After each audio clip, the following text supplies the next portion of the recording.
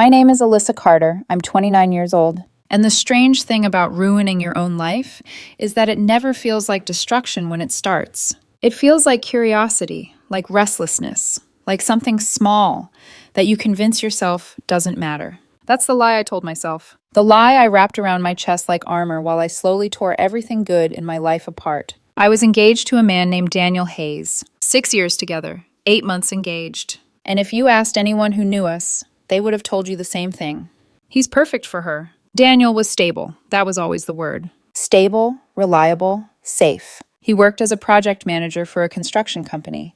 He woke up early, came home at the same time every night, and built our life with this quiet, steady patience that never demanded attention. He kissed me on the forehead before bed. He asked about my day and actually listened. He remembered things, small things, the way I liked my coffee, the songs I played on repeat when I was stressed, the fact that I hated driving in the rain. He loved me in a way that felt permanent. And for a long time, that was enough. Until it wasn't. I don't know exactly when it changed. Maybe around year 4. Maybe it was gradual, like something fading instead of breaking. But somewhere along the way, I started feeling like I was disappearing. Like our life had already been decided, mapped out in quiet routines and shared calendars. Wedding plans, mortgage talks, weekend grocery lists. Everything was predictable. And instead of feeling safe, I started feeling trapped. I never told him that. I never told anyone. I just let it sit inside me, quietly rotting, turning into something I didn't recognize. Something ugly. Daniel's younger brother, Ethan, was the exact opposite of him. Ethan was 26. No stable job, no long-term plan. Always between something, between apartments, between ideas, between versions of himself. He had this energy about him, unfinished, unpredictable. He told stories about trips he almost took, businesses he almost started, lives he almost lived. And somehow, when he talked, you believed every word. He made you feel like the world was bigger than the one you were living in. Like maybe you were meant for more. That's what he did to me. Thanksgiving was the beginning. Daniel was outside with his father, fixing something in the garage. I was in the kitchen with his mom, helping with dinner, pretending to be present while my mind drifted somewhere else entirely. Ethan walked in, grabbed a beer from the fridge, and leaned against the counter like he belonged everywhere and nowhere at the same time. He looked at me, not the way Daniel did, not with comfort, with curiosity, like I was something to figure out. "Do you ever get tired of pretending you're happy?" he asked. Just like that. No build-up, no hesitation. I laughed it off. "Excuse me?" But my chest tightened, because it wasn't a random question. It felt targeted. He shrugged, took a sip of his drink. "You just don't seem like someone who settles." I should have walked away. I should have found Daniel, slipped my hand into his, reminded myself of everything that mattered. Instead, I followed Ethan out to the back porch. We talked for an hour, maybe more, about everything and nothing. About dreams we hadn't chased, versions of ourselves we barely recognized anymore, the quiet ways people give up without realizing they're doing it. He asked me questions Daniel hadn't asked in years. Or maybe Daniel had asked them once, and I'd forgotten what it felt like to answer. Ethan laughed at my jokes, touched my arm when I said something clever. And every time he did, it felt like a spark under my skin. I told myself it didn't mean anything, that it was harmless, that I was just talking, that I deserved to feel seen. That was the first lie. When he kissed me, I didn't stop him. I wish I could say I did. I wish I could say I pushed him away, that I chose the life I had built instead of the moment standing in front of me. But I didn't. I kissed him back. And for a second, just 1 second, I felt alive in a way I hadn't felt in years. Then the door opened behind us. I pulled away so fast I almost lost my balance. My heart slammed against my ribs. But it was just Daniel's cousin, stepping outside for a cigarette.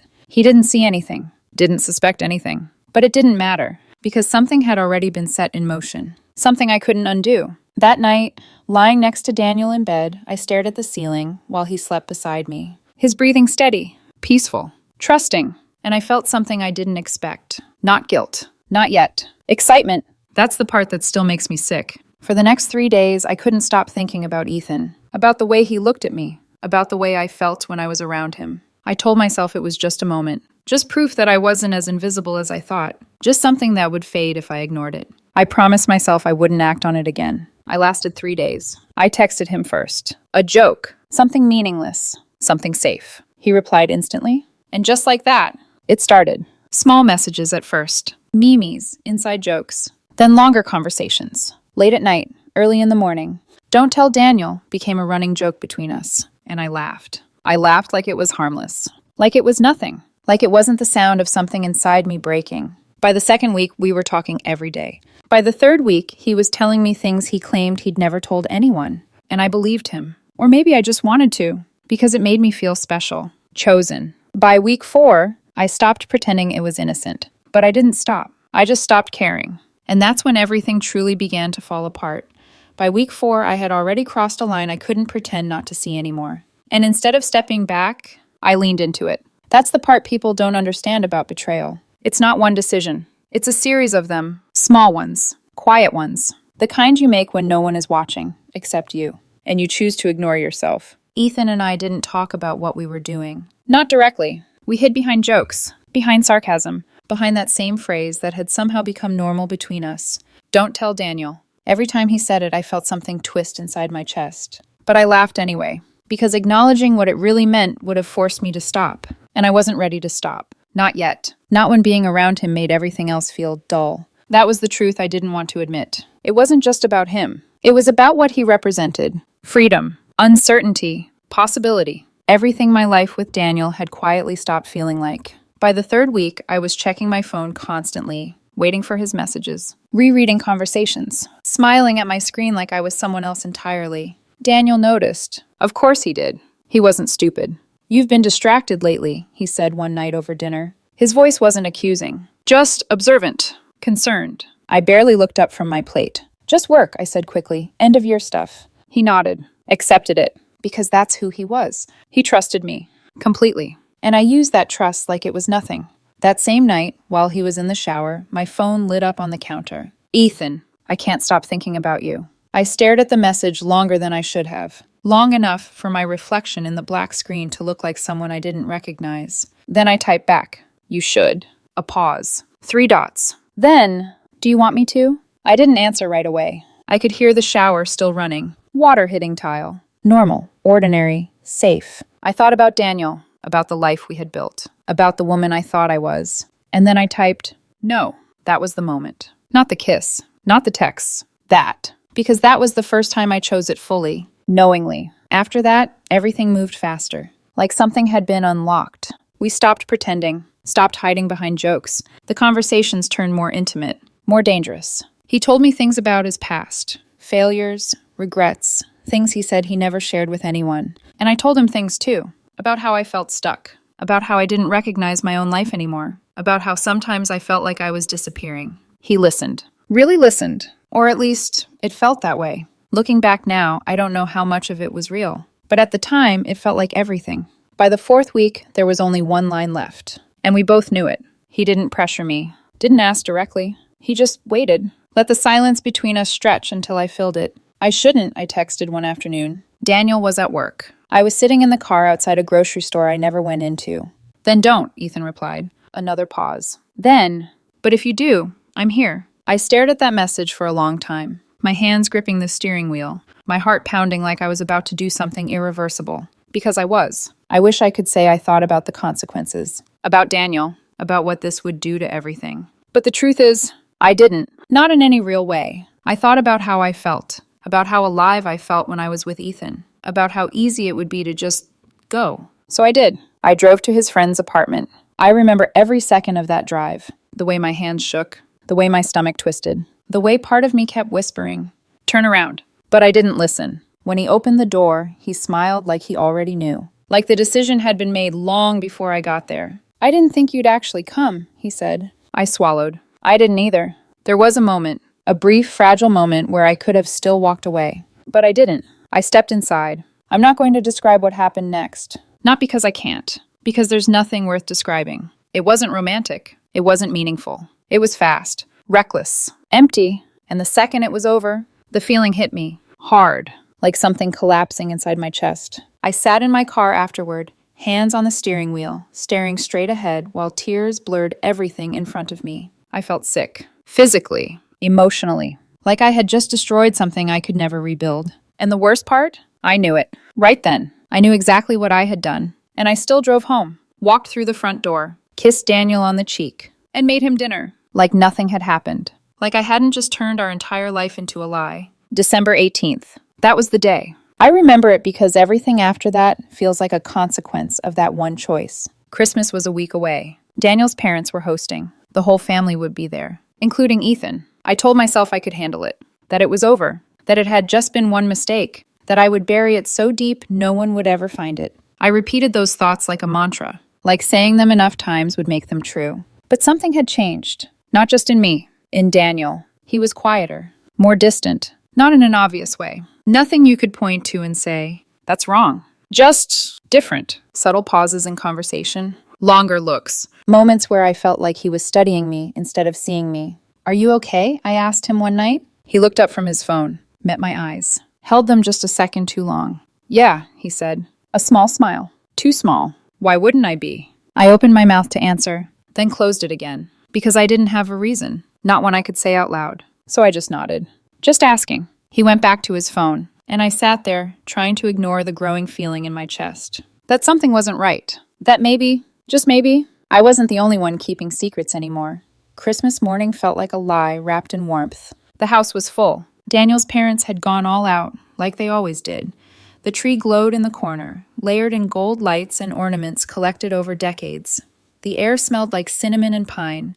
His mother had made her famous rolls, and laughter filled the living room like nothing in the world could touch us there. From the outside, it looked perfect. That was the worst part, because I stood in the middle of it, smiling, laughing when I was supposed to, holding a mug of coffee in my hands, and all I could think was how easily everything could shatter. Ethan was there. Of course he was. He arrived late, like he always did, shrugging off the cold like it didn't affect him. He barely looked at me when he walked in. That should have been my first warning. No smirk, no private glance, nothing. Like what had happened between us didn't exist. Like I didn't exist. I told myself that was a good thing. That distance meant it was really over. But something about it felt off. Daniel was quiet. Not cold. Not distant. Just controlled. Every movement measured. Every word placed carefully. Like he was thinking 3 steps ahead of everyone else in the room. I noticed it, but I didn't ask. Because asking would mean acknowledging that something was wrong. And I wasn't ready for that. After presents, the room settled into that soft, lazy rhythm families fall into on holidays. Someone suggested a movie. Background noise. Comfort. Something easy. Daniel spoke up. I actually have something better. His voice was calm. Too calm. I turned to look at him, my stomach tightening just slightly. I put something together, he continued, for Alyssa, for all of us. His mother lit up immediately. A surprise, she said, already emotional. Daniel, that's so sweet. I forced a smile. What is it? He looked at me, and for a second, just 1 second, I didn't recognize the expression on his face. It's a slideshow, he said. Our relationship, memories. The room softened instantly. His mom reached for my hand, squeezing it.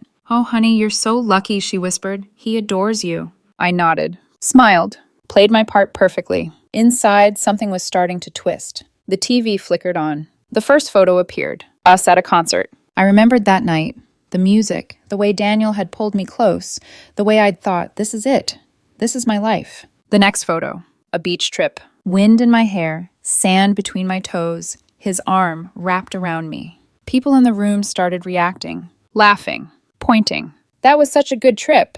Look how young you both look. Another photo. The night he proposed. My face frozen in shock and joy. The ring catching the light. I felt my chest tighten. Because I remembered that moment too. The certainty I had felt. The way I had said yes without hesitation. The way I had believed it. Then the screen went black. Just for a second. A small pause. Barely noticeable. But the room quieted anyway. And then, the image came back. But it wasn't a photo. It was video. Grainy. Fixed angle. A timestamp in the corner. December 18th. My blood ran cold. I didn't understand at first. My brain refused to process what I was seeing. Until I saw myself, walking through the front door of our apartment, with Ethan behind me. A sound left my throat. Small. Broken. No one spoke. No one moved. The video continued. Me laughing. Turning toward him. His hand brushing my arm. The way I leaned into it. Like it was natural. Like it was nothing. Then, the kiss. Right there, on the screen. In front of everyone. I heard someone gasp. Sharp. Painful. The footage cut to another angle. The living room. Clearer this time. Closer. Too close. Me pulling him toward the hallway. Toward the bedroom. I couldn't breathe. I physically couldn't breathe.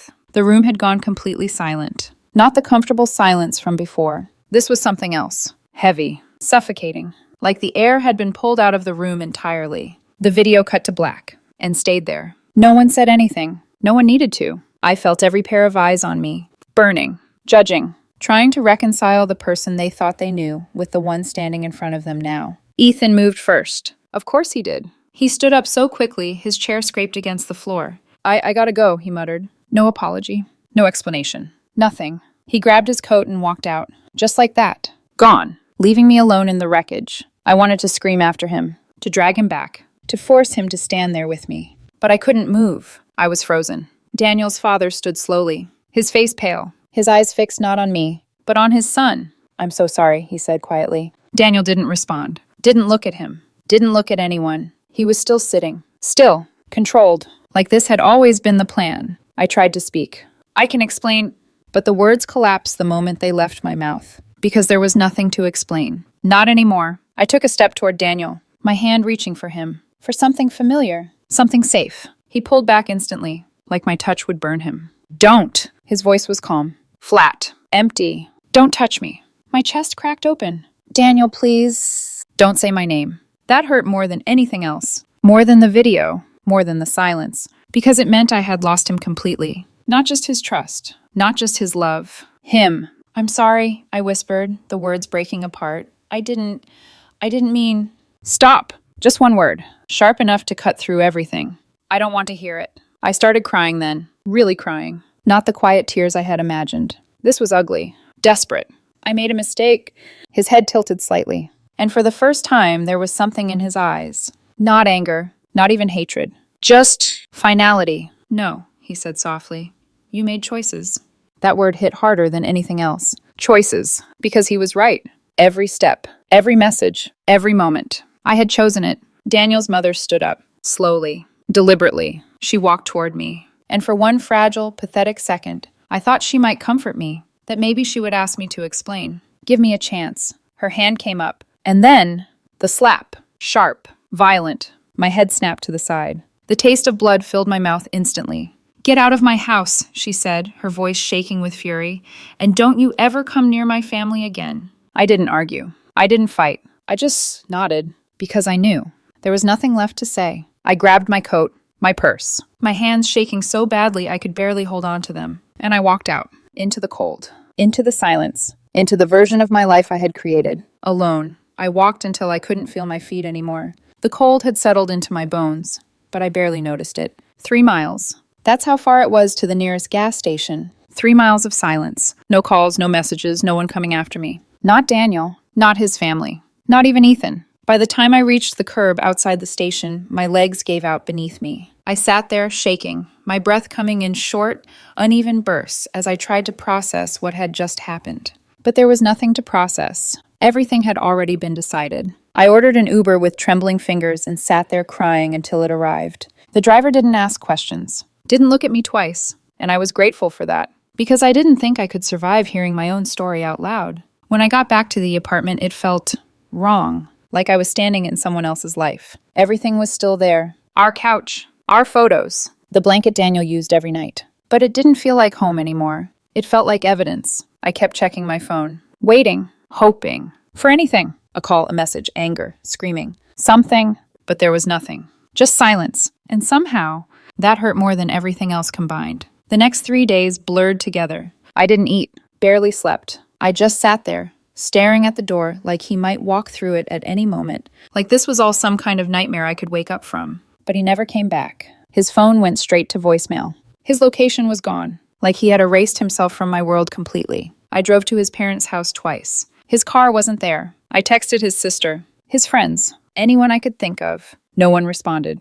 It was like I had been removed. On the 4th day, a letter arrived, certified, from a lawyer. I knew what it was before I even opened it. Daniel was terminating the lease, requesting that I vacate within 30 days. The engagement was officially dissolved. No further contact requested. No emotion. No anger. Just cold, clinical language. Like I wasn't a person anymore. Like I was a problem being handled. I sank to the floor, the paper shaking in my hands, as the reality finally hit me in full. This was real. It was over. Completely. I tried calling him one more time. The number had been changed. I tried his email. It bounced back. Address not found. I drove to his office. Security stopped me at the door. They already knew my name. I wasn't allowed inside. That's when I realized this wasn't impulsive. This wasn't emotional. Daniel hadn't reacted. He had planned. Carefully. Quietly. He had removed me from his life piece by piece, until there was nothing left. And the worst part? I couldn't even be angry, because I understood. I would have done the same. Maybe not as calmly. Maybe not as perfectly. But I would have done it. The video spread 2 days later. I don't know who shared it first. Maybe someone in that room. Maybe someone who recorded the screen. But by New Year's Eve, it was everywhere. My coworkers had seen it. Old friends had seen it. My family had seen it. My mother called me crying. Not because she felt sorry for me. Because she was ashamed. How could you do this? She kept asking. After everything, how could you do this to him? I didn't have an answer. I still don't. My job didn't last much longer. I worked at a marketing firm. Small, tight-knit. The kind of place where reputation matters. By January 3rd, everyone knew. My boss called me into her office. She didn't yell, didn't accuse. She just looked disappointed.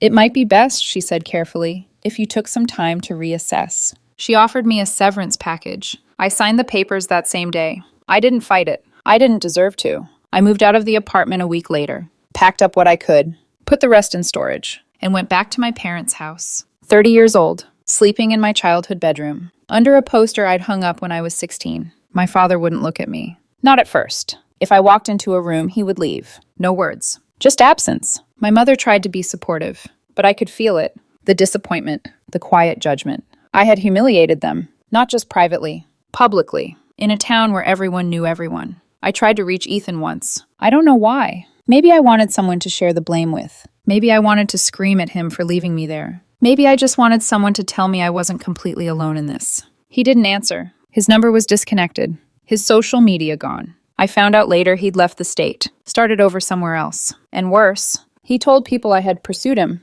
that I had seduced him, that he was just caught in it. And people believed him. Of course they did. It was easier that way. Easier to have one villain. And I had made myself the perfect one. The messages started soon after. Strangers. Threats. Insults. Things I won't repeat. I deleted all my social media. Changed my number. Stopped leaving the house unless I had to. And even then, I wore sunglasses. A hat. Like I was hiding from something. Like I wasn't already exposed. The worst part wasn't the hate. It was the silence. Friends I thought I had disappeared. Some sent long messages about needing space. Others didn't say anything at all. By February, I had no one. Just my parents. And my thoughts, which were worse than anything anyone online could say. I started drinking. At first, just enough to sleep. Then more. Then too much. There were mornings I woke up not remembering how I got to bed. Nights I didn't remember ending. My mother found me once. In the bathtub. Fully clothed. Unconscious. She didn't yell. She just stood there and cried. "You're destroying yourself," she said. "I don't know how to help you." I didn't know either, so she made the decision for me. Therapy. I didn't want to go. Didn't think I deserved it, but I went anyway, because I didn't have the energy to refuse. My therapist didn't comfort me the way I expected. She didn't let me blame Ethan, or Daniel, or my childhood, or anything else. "You made a choice," she said. "Actually, you made many." That word again. Choices. You're responsible for them. Responsible. I hated that word, because it meant I couldn't hide, couldn't deflect, couldn't pretend this had just happened to me. I tried writing Daniel a letter, not to ask for forgiveness. I knew better than that. Just to apologize, to tell him I understood, that I hoped he found someone who deserved him. I sent it to his parents' house. It came back unopened.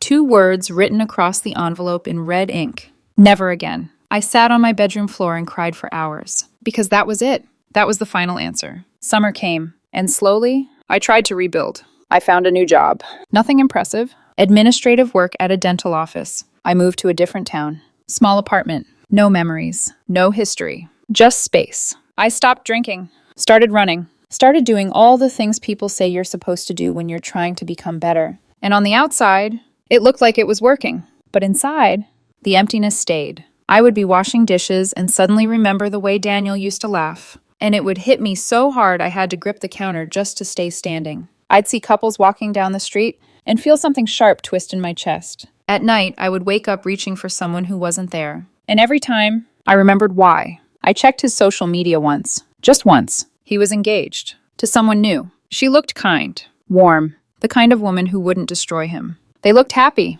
Really happy. I closed the app. And never opened it again. I'm 30 now. Almost a year since that Christmas. I'm still in therapy. Still alone. Still carrying everything I did with me, everywhere I go. People ask sometimes if I've forgiven myself. I don't know how to answer that. Because how do you forgive yourself for becoming the person who could do something like this? Some days I think I'm getting better. Some days I almost feel normal. And then something small, a song, a smell, a memory, and it all comes back. The footage on that screen, the silence in that room, the look on Daniel's face when he realized who I really was. I don't blame him for leaving. I don't blame his family for hating me. I don't even blame the world for turning me into a cautionary tale, because I gave them everything they needed. If you're reading this, if you're standing where I once stood, telling yourself it's just a kiss, just a message, just a moment, stop, because I was you. And now, I'm sitting alone in a one-bedroom apartment, writing this to strangers, because there's no one else left to tell. I thought I was bored. I thought I deserved more. I thought I could do better. Now I know the truth. I didn't deserve him. I never did. And by the time I realized that, he was already gone.